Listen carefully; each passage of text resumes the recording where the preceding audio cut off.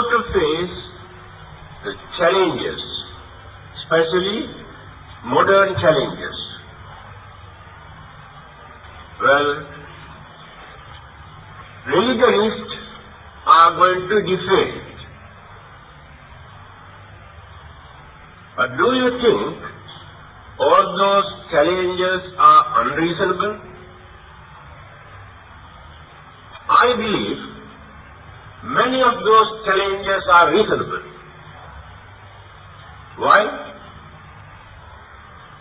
Religions are based on belief, faith, and mythology, and traditions, and customs. But modern challenges are based on experiments, investigation, observation, and realization. We have to admit, in every religion, there are a lot of superstitious beliefs that we cherish and promote as religious way of life.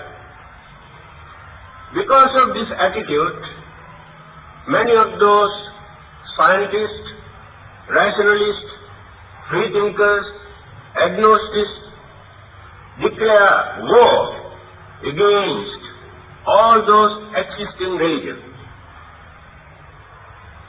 Religionists had a losing battle for nearly 100 years. In the end, they had to surrender. How did they surrender? By changing, twisting, giving new versions and interpretations to their basic teaching. In that case, where are the basic teachings of those religions if they can change from time to time the basic concept of their religion? Let us take few examples. Anthropology. They had a losing battle up to 1950. That this theory goes against the creations of God. But in the end, what they have done, they have twisted and changed the basic teaching and accommodated anthropology, because no other choice. In the same manner, the formations of this world, earth, sun and the moon, galaxies and the universe, they claim as their property, belong to that particular religion. When scientists have discovered and explained the real nature of the universe, they have to withdraw certain things that they have claimed as their property or created by their father. So are we going to say these challenges are wrong? Now let us come to Buddhism. Is there anything in the 45 years teachings of the Buddha, or those scientists, or psychologists, or rationalists, or anthropologists to challenge with the Buddha's teaching? In fact, the more they discover, the more they come nearer to the Buddha. Many things that the Buddha had explained earlier, people could not understand. But later, when scientists have discovered, today, people say, yes, what the Buddha has said earlier is true. Those who criticize and condemn and ridicule Buddhism talk about idol worshipping, burning those sticks and papers, rites and rituals. But can they touch upon one word uttered by the Buddha to challenge In fact, they cannot understand what the Buddha has said. When they want to ridicule this religion, they talk only about these few items. Can they challenge with the Four Noble Truths, Eight Noble Paths, the cause and effect of karma or causality, moral causality, or the nature, impermanence, unsatisfactoriness, unsubstantiality in everything that which exists? Can they challenge? That is what a well-known scientist, Albert Einstein, has said. In future, if religion is needed, according to our scientific education, only one religion can remain in this world. That is Buddhism. In his biography, he has written like this. He was not a Buddhist. So intellectuals can appreciate the Buddha's interpretation of our life and existence and world and the universe and phenomena. But others create their imagination by following age-old traditional beliefs which were recorded in their holy book and introduced as divine message. So Buddhists have no challenge. There is nobody in this world who can challenge with the Buddha's teaching, because the Buddha has revealed only truth. He did not introduce a religion.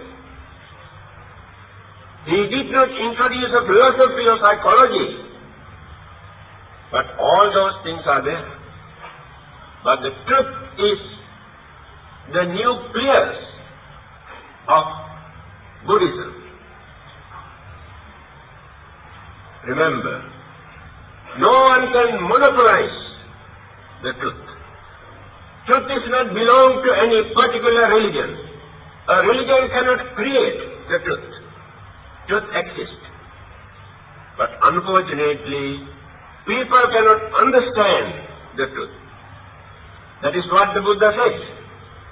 Whether the Buddhas appear or not, the Dharma or the truth remain. Due to their ignorance and misunderstanding, completely eclipse their mind, and they experience the difficulty of understanding the Dharma or the truth. Instead of following a religion, people do something, believe something, practice something where we cannot find real religious value. That is why many of those great thinkers say, better to do away with all these religions. Religionists are trying to blindfold us, trying to make use of us for their own benefit by introducing superstitious belief as religion. On the other hand, can we prove that all those who follow certain religions or religious denominations are far superior to those who have no religion, those who do not claim any religion? In fact, if you observe unbiasedly, you can see those who follow religion, as mentioned by Dr. Dhammananda, those who follow religions create more troubles, more misunderstanding, more jealousy, more hatred than those who have no religion. Those who have no religions are united. But so-called religionists who glorify about their religion have more jealousy and anger and enmity, hatred towards others. Then what is the big idea of maintaining a religion? You can forget about religious label. People are trying to introduce our religion or my religion. But there is nobody to introduce religion.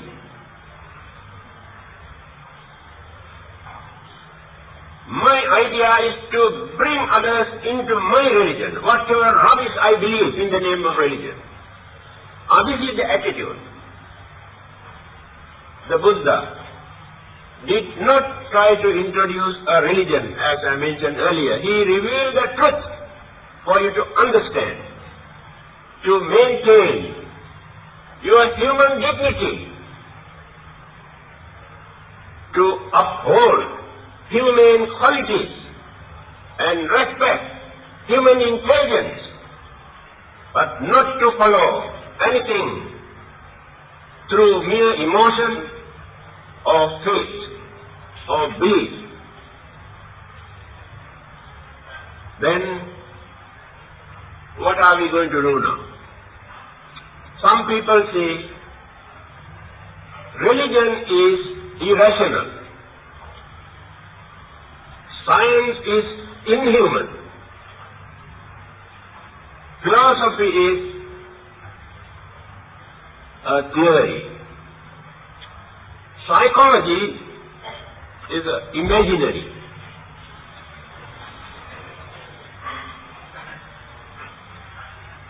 Politics is dirty. Man is unreliable. World is uncertain. Then what are we going to do now? Where is the solution? This is the real situation. Then how are we going to solve this problem? So when you take Dharma, please remember, Dharma is free from all these things. That is the truth. We are trying to understand the main thing, our human dignity to live as real human beings, real gentlemen. Do you know, when you address a large gathering, we say, ladies and gentlemen. But when we observe very carefully, all are gentlemen, but it is very difficult to find out a gentle man.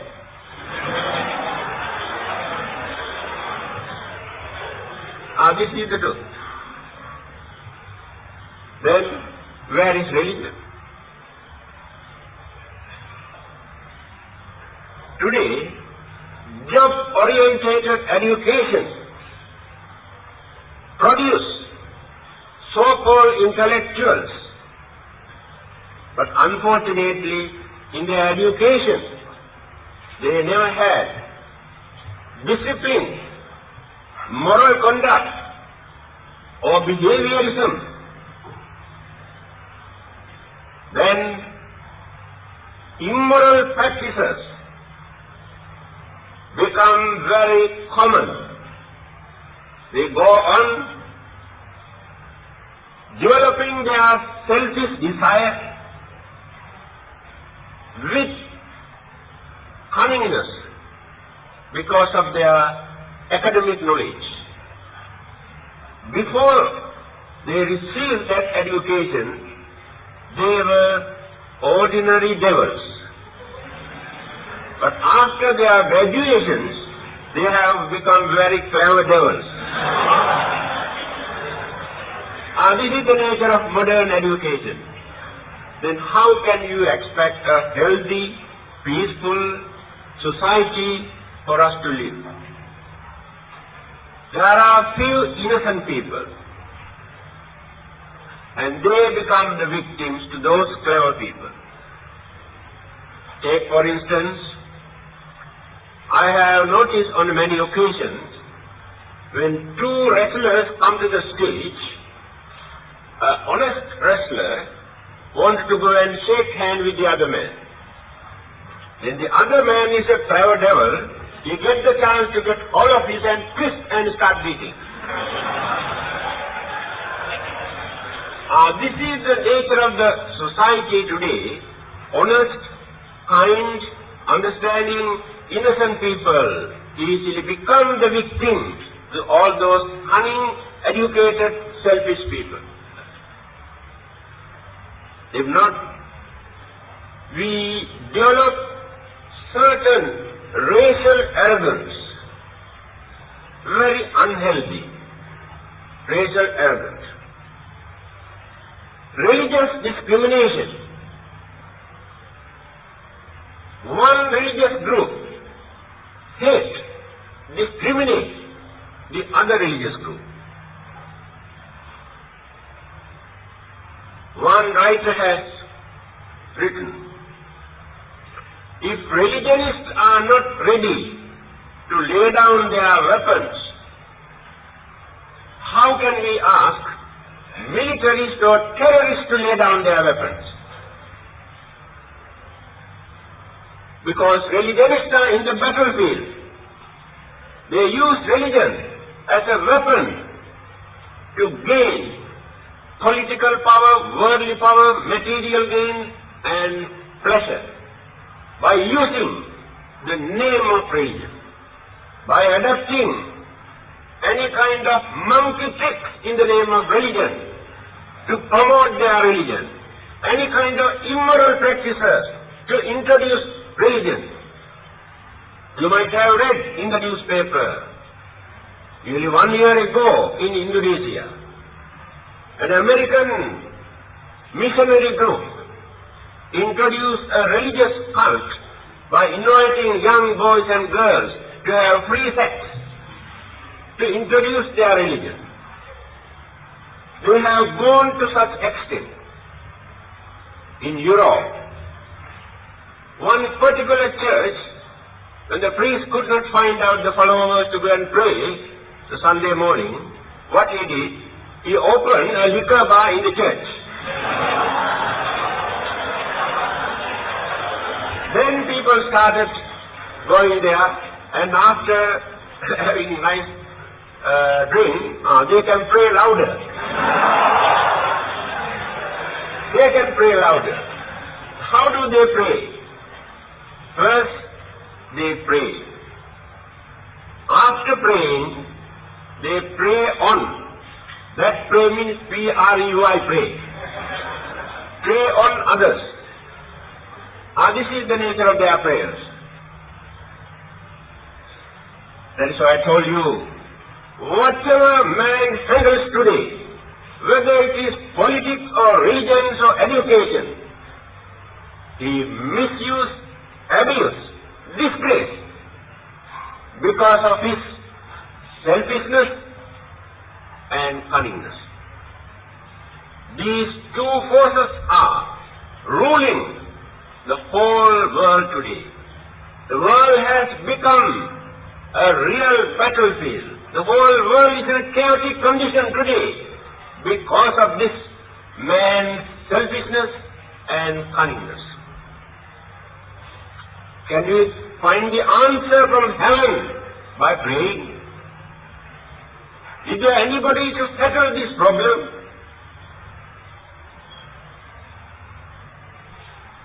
Let us try to find out whether we can find a direct answer from the Buddha's teaching.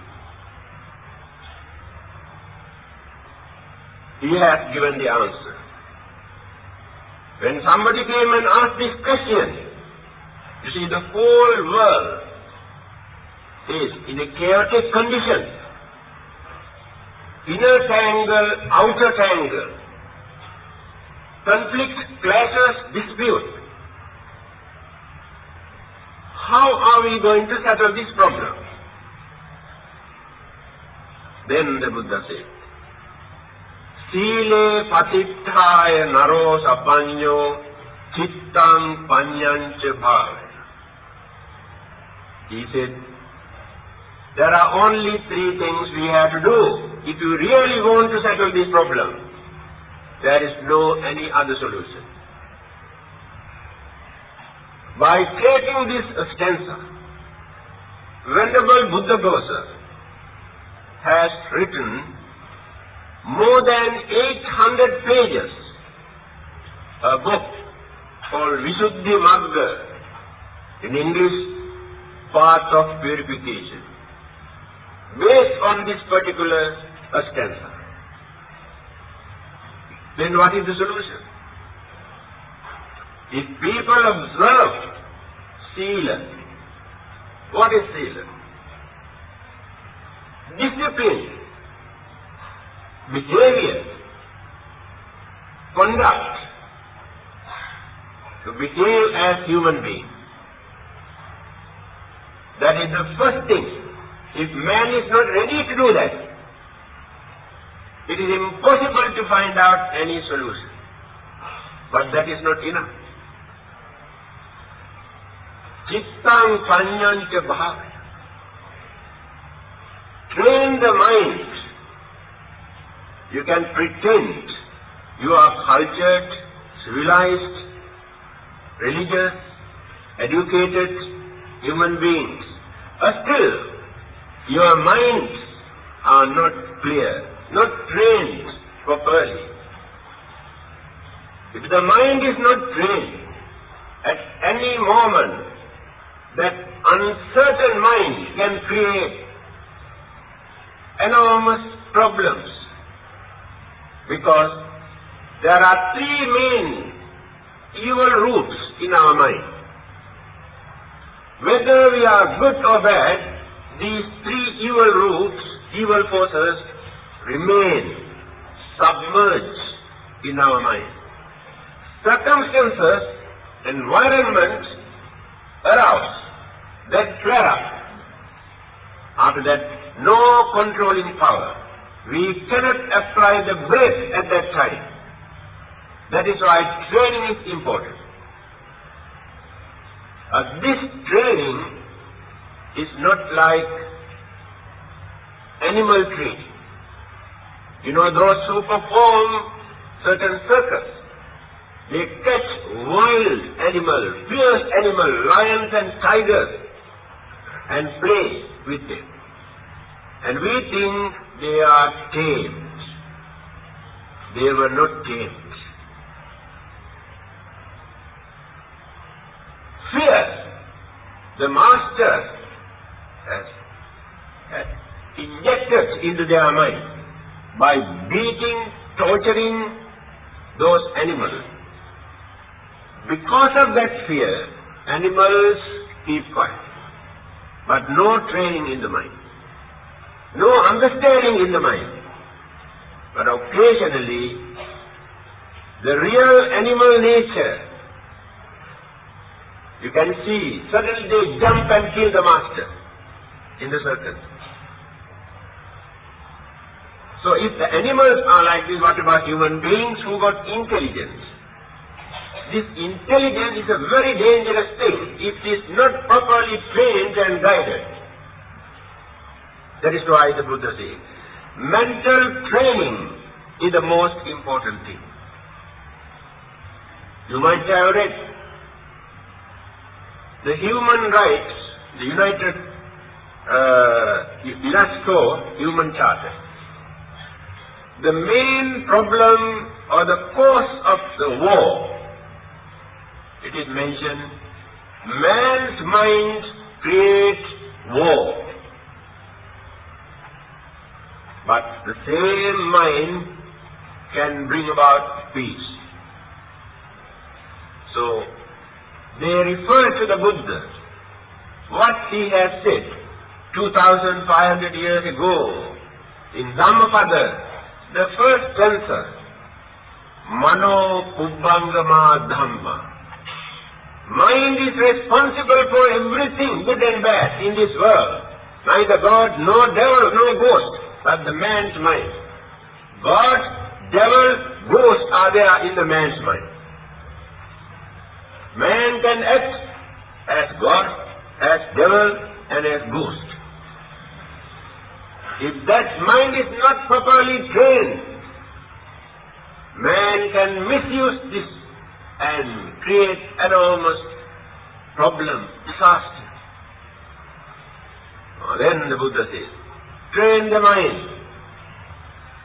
You cannot train another man's mind. What is happening today? I try to train you and you try to train me. There is a nice parable in the Buddha's teaching. The master and the students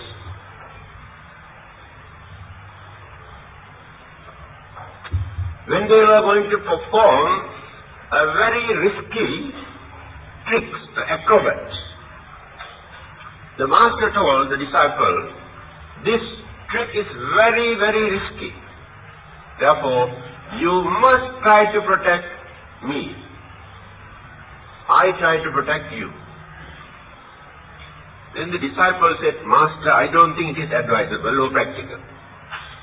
If you try to protect yourself, and if I try to protect myself, I think that is more practical. That is what the Buddha says. Don't try to train others. First, you must train your own mind. But nobody wants to do that. Try to train the mind. If you want to see a healthy, peaceful society or the world, then the last item is Panya. Panya means understanding, realization, wisdom. You can train the mind, but the truth or the reality has still not appeared in the mind. Therefore can be misled at any time. So, moral development or discipline is the foundation. First you have to lay this foundation. Without laying this foundation, it is impossible for you to build up. Any moment can collapse because the foundation is not strong enough. Then train the mind to stand firmly. It is unshakable now. Then climax. Wisdom. Understanding. We can understand why people are fighting, why we develop jealousy and enmity and grudge, why we discriminate others. We can understand. But today we cannot understand.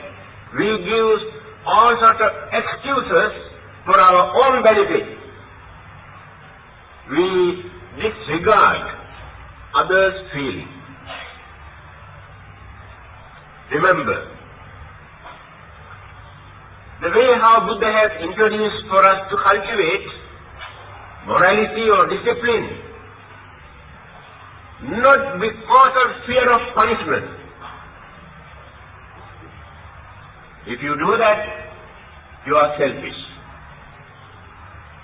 If there is no such punishment, you can do any kind of dirty, vulgar, wicked, cruel thing in this world, because no punishment. On the other hand, you are willing to do some service to others, help others, then there must be some reward from heaven. Otherwise you are not ready to do that. This mental attitude is real selfishness.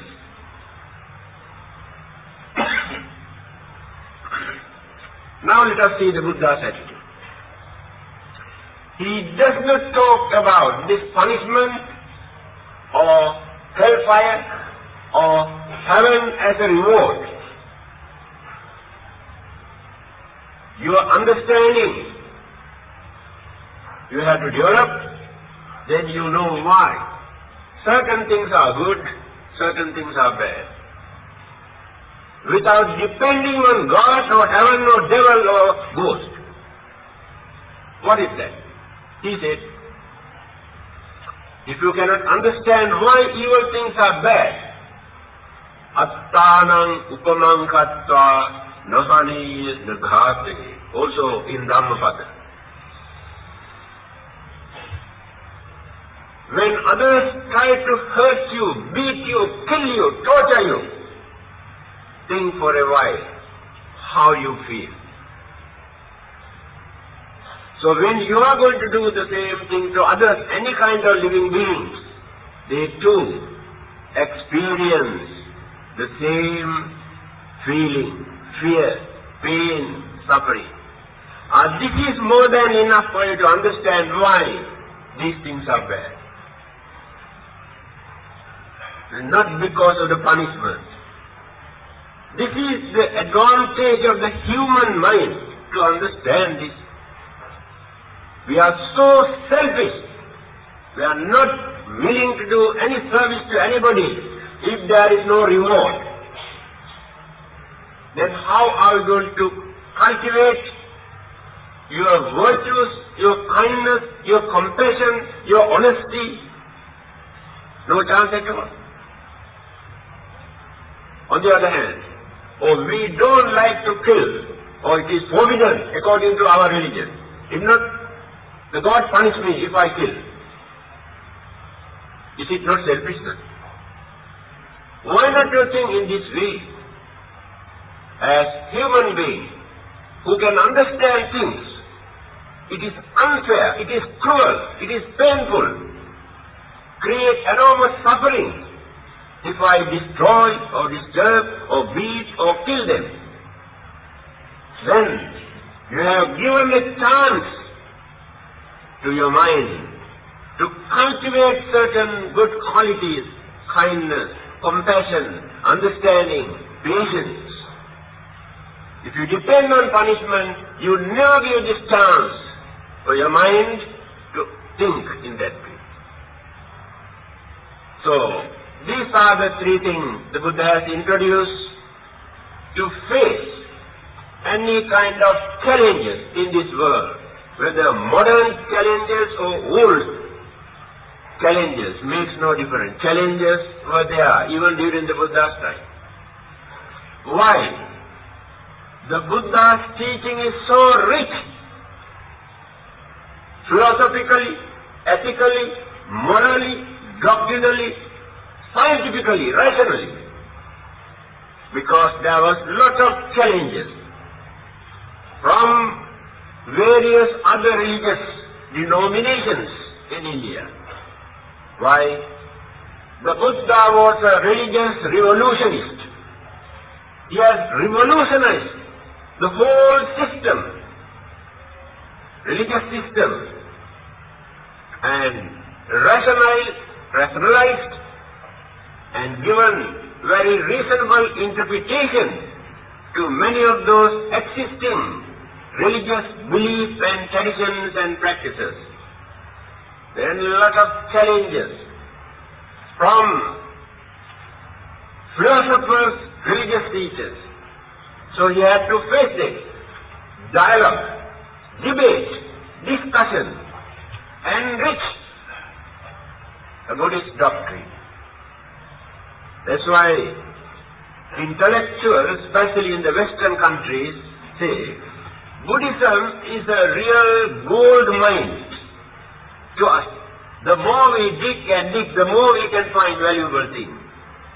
So it is not a belief, it is not a mythology, it is not a tradition, it is not an old fashion, it is the truth. So where are the challenges? There is nobody to challenge, as I mentioned earlier, with the truth revealed by the Buddha. People say they have discovered so many new systems, new methods, but can they refute or ridicule or oust what the Buddha has said according to their new discoveries? Can you bring up even one issue? you can ask only one question. People are used to many kind of immoral practices. Today, they don't regard them as immoral. Then you ask, Buddhism says it is unfair for us to do that. How can we live without these practices? Because you are used to them. Remember, we cannot lower the status, the dignity of Buddhism according to your way of life. Moral degeneration, a spiritual bankruptcy already have taken place in the man's mind. So what people want to lower the basic teachings of the Buddha according to their way of life. They are going further down, lower and lower. That is what the Buddha said earlier. In time to come, when these immoral and evil practices become very common, the Dharma disappears. Dr. Dharmasiri said, in Sanskrit it is mentioned, Dharmo vanantram gata. Dharma has gone back to jungle. Law of the jungle has come back to this concrete jungle. That is what is happening in this world. So with whom are you going to challenge? You have to challenge with yourself. It is our mistake. We must try to learn the truth. We can pray. We can offer. We can burn lorry load of joysticks. We can pray 100 times a day. Today religions are glorified. You see, our places of worship are fully packed. Churches, temples, mosques, thousands of devotees go and pray and pray. We prosper because when we open our charity box, we can see a lot of money. Religion is progressive. This is the way how they measure the development of religious life. But when you observe among those who go and pray as pious devotees, jealousy, anger, grudge and ill will and cruelty, all the evil processes are boiling in their mind. Why do they want to pray? Because they have committed lot of sins. And go and ask God, please forgive, wash away all my sins. Then tomorrow also I can do the same thing. Otherwise, why do they want to pray? As Buddhists, we never pray to anybody, because we are not culprits. So, we try to adjust ourselves. We do not depend on anybody. We cultivate our way of life. We have weaknesses. So, just this morning, Dr. Dharmasiri made a beautiful statement. Please remember this. He said, the Buddha did not introduce a religion for you to follow. All the others are followers. So we are not followers of the Buddha or anybody. Buddha says, instead of following, you must try to learn. After learning, you must think, try to understand. After that, practice. Then, experience. Whether it is right or wrong, you can understand. Pachattam veditabbo vinyuhi. So each and every person can experience this according to their way of practice. Pariyatti, patipatti, pattiveda, 3 ways. First, you have to study. How many people have learned the Buddha's teaching? They do not know anything about it. When they talk about Buddhism, people say like that. That's what people say. But they do not know what the Buddha has said.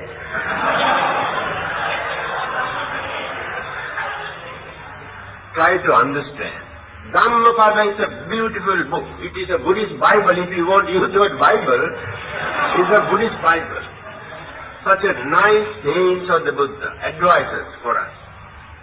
Then after learning, you can understand whether it is right or wrong, without depending on Buddha or without depending on your Guru. Because you have human mind to understand, but you never give that chance. So, as I mentioned, we have no problem, no challenges. Yes, there are many challenges regarding your practices, especially from other religionists. The way how they try to ridicule this religion. They say you are idol worshippers, you worship a devil. How can a dead man can save you, forgive your sins? And why do you want to burn justice and papers? To whom are you praying? How can you find out your way to heaven? These are the things. But can they mention even one word uttered by the Buddha? The Buddha said like this, it is wrong. Can they see? Then what are they talking? All right. They may come and tell you, if you accept this religion, after your death or when you are going to die, the God forgive your sins, original sins. Otherwise you have no chance to go to heaven. Because they have taken the sole agency from heaven.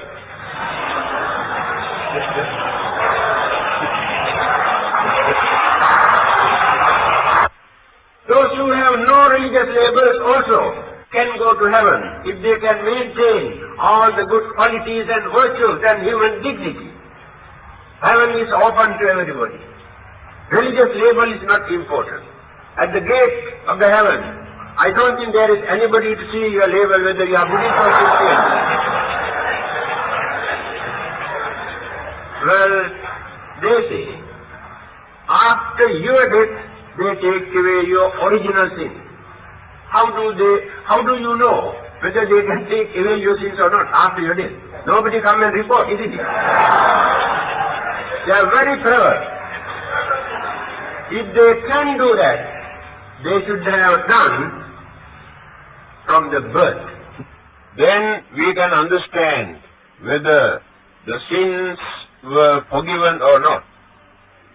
Please remember, from the Buddhist point of view, if there is anybody in this world who can take away your sins, you are the only one who can do that. But not simply by worshipping or praying to anybody. If there is anybody in this world who can forgive your sins, you are the only one who can do that. Another person cannot forgive your sins. Therefore, don't give up hope, thinking, oh, all the other religions have a savior. Unfortunately, we have no savior. Then what about our faith? But you must have more confidence. You can become your own savior. How are you going to do that? By knowing that you have committed evil and sins, you stop all the evil, bad, sinful things. From that day onward, you try to cultivate more and more virtues and the merits and good qualities. Then you can overcome, you can eclipse, you can postpone the effects of the bad deeds that you have done earlier. Then you go on continuing this life after life. One day you can attain sainthood, salvation. That is how you can become your own savior. Another person cannot do this. So, I think time has come for me to stop my talk, nearly 1 hour, so I will give more chance for you to ask questions. Thank you very much for your indulgence.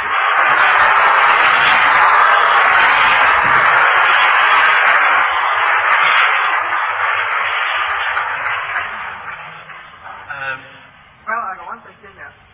Should Buddhist religious rites and traditions be modified to suit changing environment and circumstances? Yes. This is a very good question. First and foremost, you must understand, the Buddha has not introduced any religious rites and rituals and ceremonies. He was not interested. In fact, he did not encourage even to erect the Buddha image. Some of his disciples wanted to erect the Buddha image. The Buddha said it is not necessary. There is no history for us to show that there was any Buddha image for nearly 500 years after his passing away. But today, although we try to defend Buddhists, that they are not idol worshippers, actually they have become real idol worshippers. When you see, recently, in certain temples, they started to erect 4 faces Buddha and introduced this statue as a Buddha. They completely mislead, disgrace the Buddha, because that is not the Buddha image. So according to Hindu mythology, there is a Brahma, God, creator God. So that is the statue of that Brahma. And these monks and people introduced this as 4-faced Buddha. And many people like this image, especially ladies. Because this Buddha got 4 faces. One face looking this way, other one in this way, another one this way, another one this way. Especially married ladies, they like this kind of Buddha to watch the husband where he is by his side.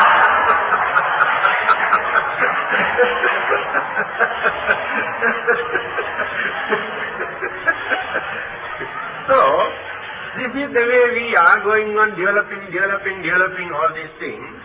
Then rites and rituals we practice according to our own culture and tradition. Buddhism has never mentioned anything about these things. When you go to China, Japan, Korea, Mongolia, Ceylon, Thailand, Burma, India, they have different practices according to their culture, their tradition. So, however, time has come for us to minimize as much as possible. Otherwise, these practices become mockery in the eyes of educated people, understanding people. Right. But also, I'd like to just point out something briefly there. I've often been called an idol worshipper, and somebody said to me only recently, these Singapore people, how backward they are. I know some graduates who actually still worship the sun and the moon.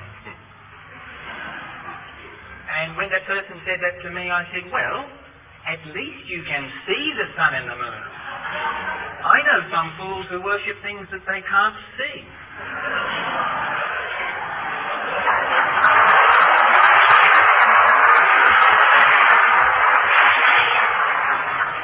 At least you can see a statue of the Buddha. Okay. So what's so wrong with idol worship? Even if Buddhists did do that, what's so wrong with idol worship? Any other questions? I think part of the problem goes to the shyness of all Buddhists is that they are shy to answer the rest of the religion questions. Say for instance, like people might come and ask you, why do you sleep with your folded hands and start waving around? Why do you have the incense sticks? Why do you have the oil lamp? Or even why do you also offer food to the Buddha?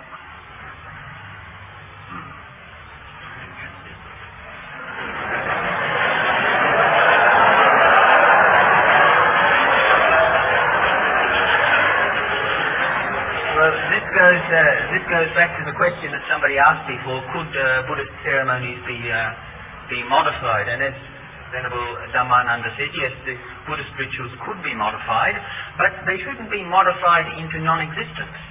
Because when you understand the meaning of Buddhist rituals, I have never found one Buddhist ritual that didn't have a deep, poetic, and rather artistically beautiful meaning when you understand the meaning. So if people are going to perform these rituals, it's essential that they know what the symbolic meaning behind them is. So this comes back to the problem of education. Buddhists have got to make an effort to be more than just Gnostic Buddhists. They've got to make an effort to know, as Dr. Venerable Dhammananda has said, the teachings of the Buddha himself, so that they can explain those things. Any other questions before we finish? Venerable, may I ask you, according to Karma, he says religion is the drug of the people. How do you answer? What's your opinion? Marx has said, religion is the opium, the mankind, and soul of the soulless, something more, you know. I have an oppressed speech. That's right. And I agree with him. I fully agree with him. Because he is talking about religion. So-called religionists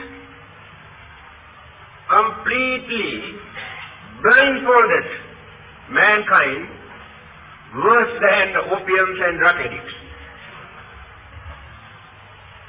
They mislead and abuse and disturb only few people. Drug addicts can disturb only few people. Religious fanatics can disturb the whole country or the whole world. So those days, the way how they use their religious authorities to torture people, to blindfold people, to make use of them for their own benefit. No wonder why he said it is opium. But from the very beginning I told you, Buddhism is not a religion. We don't want to join with that opium group.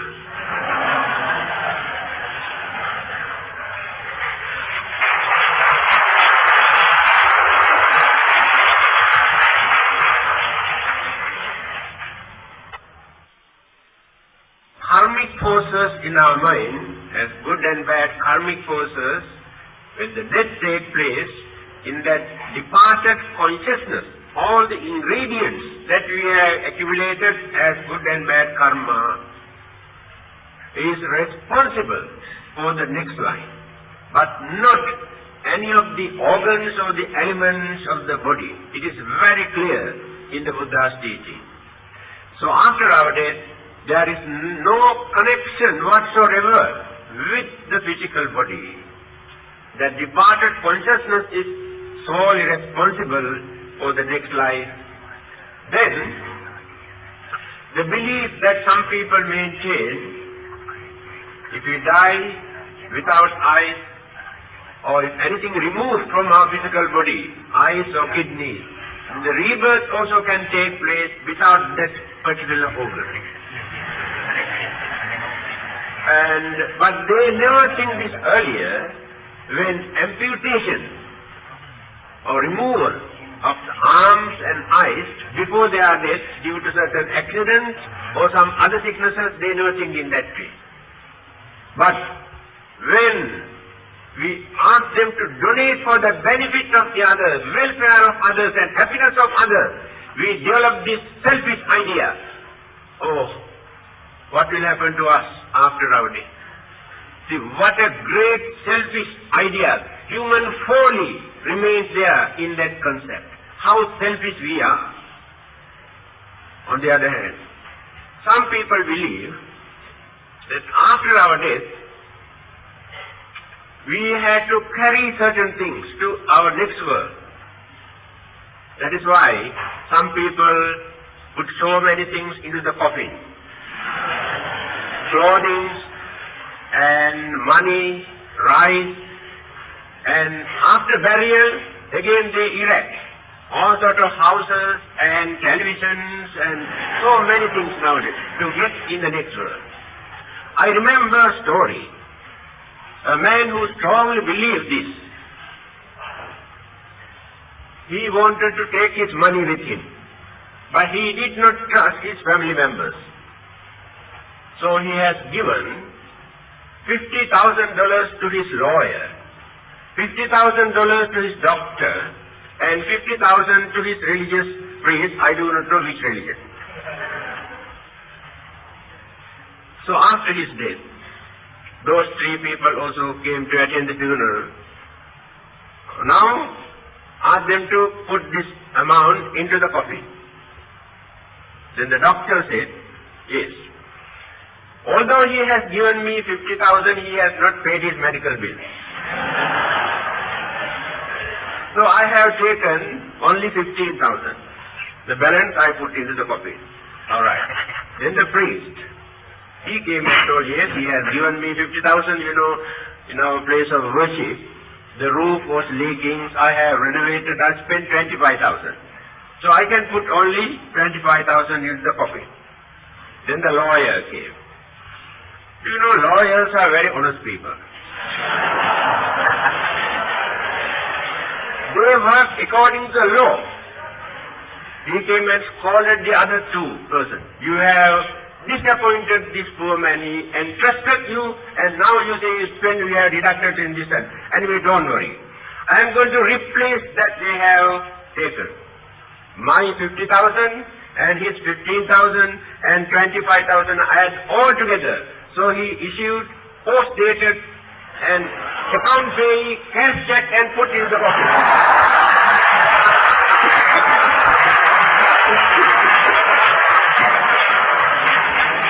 So this is the fate that those who believe that they gain something from this world.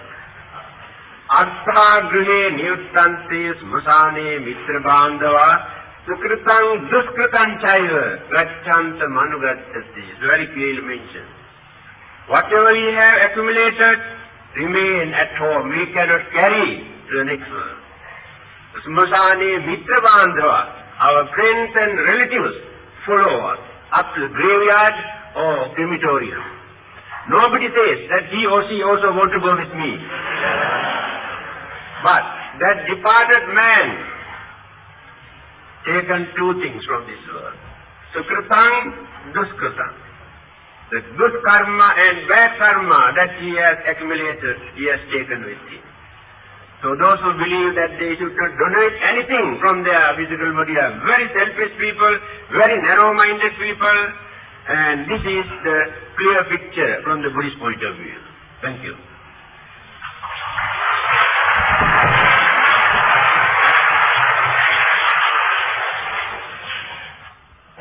It has been pointed out that rebirth is due to karmic forces.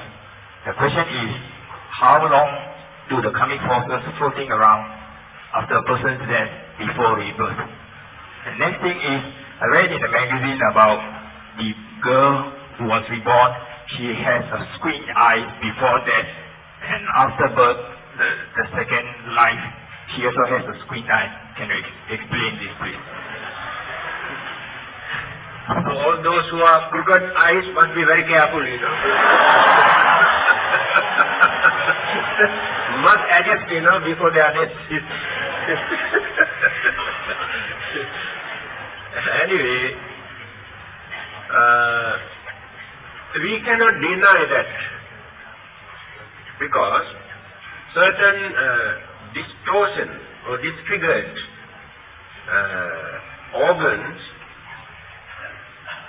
if create worries, frustration, disappointment, and at the same time, certain other karmic forces also may contribute to maintain this mental attitude. Now in the next birth, it is quite possible certain distortions or disfigured features can reappear. And those who were hypnotized or who remembered their previous birth also have pointed out certain marks in their physical body. What happened during their previous birth? That means death has taken place due to that particular injury. And that worries, disturbs the mind, and it has become mental habit, mental tendencies, and joined with the mental process and the karmic energies. Now this is the Buddhist psychology. So the other part of your question is how far these karmic forces can influence for our rebirth. So it is mentioned 3 stages in our minds when we are going to die. Kamma, Kamma Nimitta, Gati Nimitta. It is not that somebody come from heaven or hell and take away something from us. And it is not that after our death we go on searching a certain suitable place for us to settle down. There are many Buddhists who maintain this belief. The departed spirits remain for a certain period in searching a suitable place. And this contradicts to the basic teachings of the Buddha. Because before we die, these 3 things appear in our mind, but sometimes we cannot express to others. The senses are cut off from the mind. Then we say unconscious. Not unconscious, fully conscious, but cannot deal with the senses, cannot express, cannot grasp. That is the most important time, very critical period in our life, because the next life or the destiny of next life depend on that stage.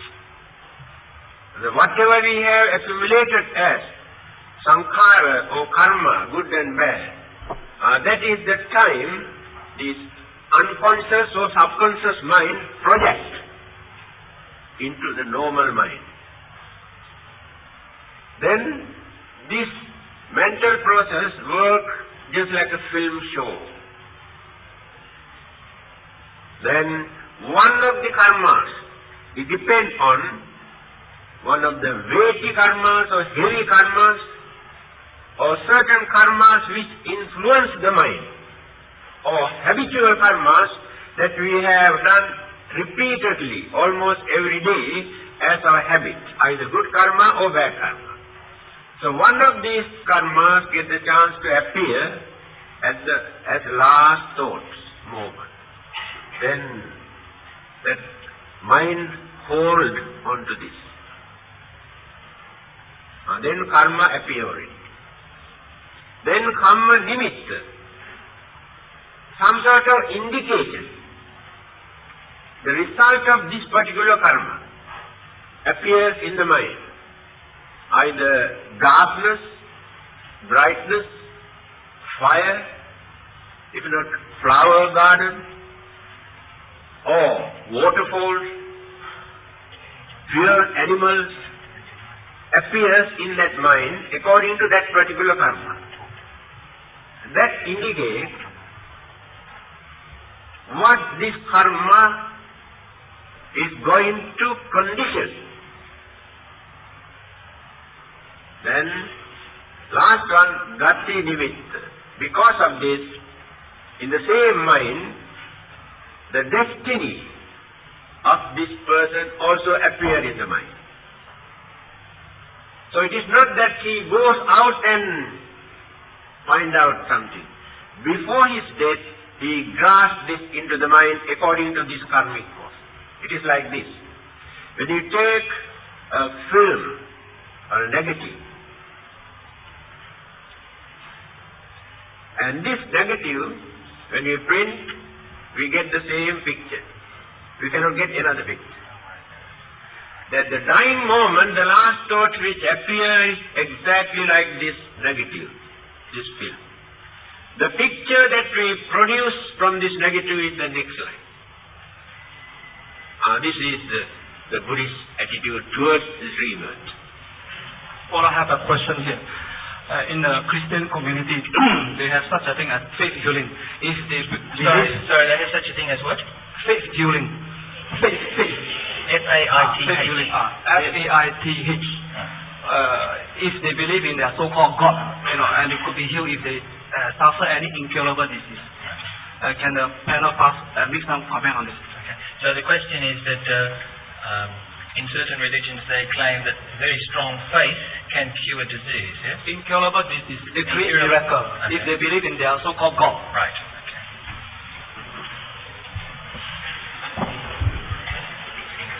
If it is incurable, there's nobody in this world who can cure.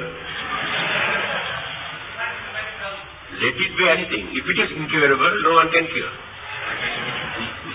Then, this faith healing is a real monkey trick. What they do, I have seen, to get a big audience, they announce film stars from Hong Kong and Taiwan and Korea, well-known film stars, dancing and singing and entertainment. Then more and more young people assemble. When the show is going on, then suddenly somebody comes to the platform. And do you know, many years ago, I was completely deaf. I could not hear anything. I prayed to Buddha. I prayed to Goddess of Mercy. No cure. Then somebody advised me, pray to Jesus. Believe me, when I was praying one day, I heard keen noise from my ear. Now I can hear. But these people do not know anything about this person who announced this. Because he has come from another country, people do not know anything about this person. Now I can tell you, I was born in a Christian family. And I have lost my eyesight. I could not read anything. I was praying to Jesus for many years, so no cure. Then one of my friends told me, why not you pray to Buddha? Actually, I did not believe. But just for curiosity's sake, I started to pray. One day when I was praying, suddenly I got my eyesight. Can you say no? Because you do not know anything about my background. All these are monkey tricks. They have ready-made faces, invite purposely their own people. One man come to the platform limping, cannot walk.